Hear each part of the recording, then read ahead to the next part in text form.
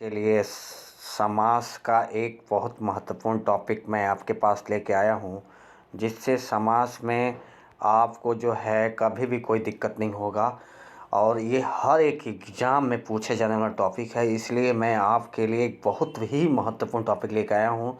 समास में मैंने अव्ययी भाव समास बताया, द्वंद्व भाव समास बताया, उसी तरीके से मैं इस समास का भी ट्रिक मैं आपको दे रहा हूँ, जिससे ये आपको पता चल जाएगा कि इसमें कौन सा समास इसमें है।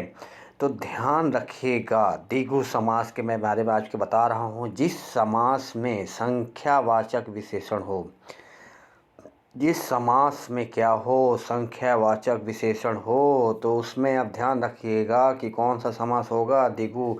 ध्यान रखिएगा, जिस समास में संख्या का विशेषण हो, यानी संख्या से संबंधित कुछ अगर हो, तो उस समास को आप क्या मारोगे, द्विगु समास। ध्यान रखिएगा, द्विगु समास क्या है, जिस समास में संख्यावाचक का विशेषण हो, यानी ऐसा समास जिसमें संख्या का मतलब पता चले। जैसे आपका सप्त सिंधु मतलब सात सिंधुओं का समूह। सप्त सिंधु का मतलब क्या हुआ, सात सिंधुओं का समूह। देखो सात आया, सात यहाँ संख्या है, तो ये कौन सा समास होगा, द्विगु। दोपहर यानी दो पहरों का समूह, ये कौन सा समास है, द्विगु, क्योंकि दोपहर दो यानी दो आया। त्रिलोक, त्रिधन लोकों का समूह यानी तीन आया इसमें भी, तो तीन लोक। दोपहर, सप्त सिंधु यानी सात सिंधु, दोपहर त्रिलोक। चौराहा, चार राहों का समूह। चौराहा मतलब क्या हो गया, चार राहों का समूह। तो आपके एग्ज़ाम में, कोई भी एग्ज़ाम हो, वनडे कंपटीशन हो, एसएससी हो, रेलवे, हर एग्ज़ाम में ये आता है कि सप्त सिंधु में कौन सा समास। तो सप्त मतलब सात सिंधुओं का समूह। जो सात आ गया तो क्या मारेंगे आप, द्विगु समास। दोपहर, दो पहरों का समूह, कौन सा समास, द्विगु। त्रिलोक, तीन लोकों का समास, कौन सा समास, द्विगु। चौराहा यानी चार राहों का समूह, कौन सा समास, चौराहा, चार राहों का समूह, चौराहा। उसके बाद नवरात्र आपको पता है, 9 दिन, 9 रात्रियों का समूह है नवरात्र। 9 दिन, 9 रात, नौ। सप्तऋषि, 7 ऋषियों का समूह, सप्तऋषि, 7 ऋषियों का समूह, सप्तऋषि। तो पंचमढ़ी, सप्ताह यानी 7 दिनों का समूह, त्रिकोण, तिरंगा तीनों का समूह।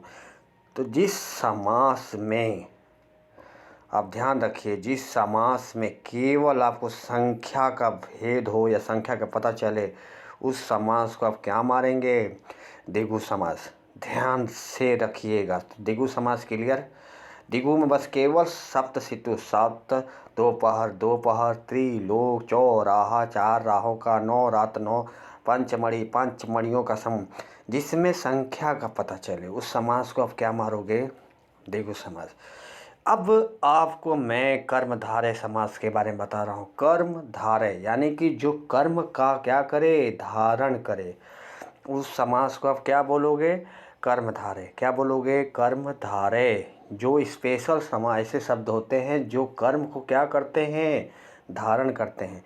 एक चीज़ और, इसका आप परिभाषा याद कर लीजिए। जिस समस्त पद का उत्तरपद प्रधान हो तथा उसमें उपमान और उपमेय, आपने देखा होगा उपमान उपमेय यानी कि ऐसे शब्द जिसमें कुछ उपमा दी जाती है।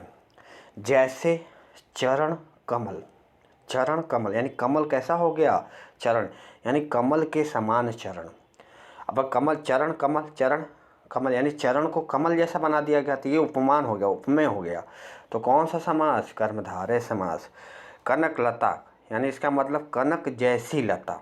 कनक लता मतलब कनक जैसी लता, एक विशेष प्रकार का जो कर्म धारण करे, वैसे समास को आप क्या बोलोगे, कर्मधारय।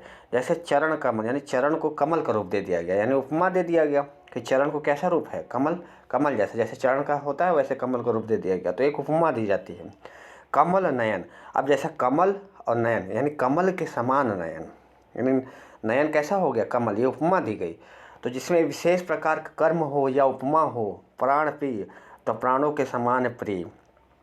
चंद्रमुख, अब देखिए मुख, चंद्रमुख, मुख कैसा है, चंद्र के समान मुख, चंद्रमुख यानी चंद्र के समान मुख। चंद्रमुख का मतलब क्या, चंद्र के समान मुख, तो कौन सा समास? कर्मधारय समास। मृग नयन, यानी मृग के समान नयन। अब नयन, अब मृग लग गया तो मृग के समान नयन। तो जिसमें उपमा दी जाए, या विशेष प्रकार का कर्म हो, देह लता, देह रूपी लता, लाल मणि, लाल है जो मणि, नील कंठ, नीला है कंठ, महापुरुष यानी महान है पुरुष। अगर पुरुष में से आप महा हटा दें, पुरुष, अब पुरुष के आगे महा, यानी ऐसा पुरुष क्या जो महान, यानी विशेष प्रकार का कर्म धारण कर रहा है। तो ऐसे समास को आप क्या मारेंगे? कर्मधारय, यानी कर्म को धारण करने वाला। जैसे चरण कमल, चरण के समान कमल करण, जैसी लता, कमल के समान नयन, प्राणों के समान प्रिय, चंद्र के जैसा मुख, ये विशेष प्रकार का कर्मधारय हैं। तो ठीक है, ये आपको मैंने 2 टॉपिक बताए। कर्मधारय समास जिसमें उपमा दी जाती है, वैसे समास को आप क्या बोलोगे? कर्मधारय। बहुव्रीहि समास और कर्म समास में थोड़ा सा अंतर है। बहुव्रीहि में कोई तीसरा क्यों संकेत जाता है, कर्मधारय में विशेष प्रकार कर्म धारण करता है। और द्विगु में क्या है? संख्या। द्विगु का ट्रिक क्या है? केवल संख्या। कर्मधारय में विशेष प्रकार का कर्म या उपमा दी जाए, वैसे समास को आप क्या बोलोगे? कर्मधारय समास। धन्यवाद। Please like and share this video.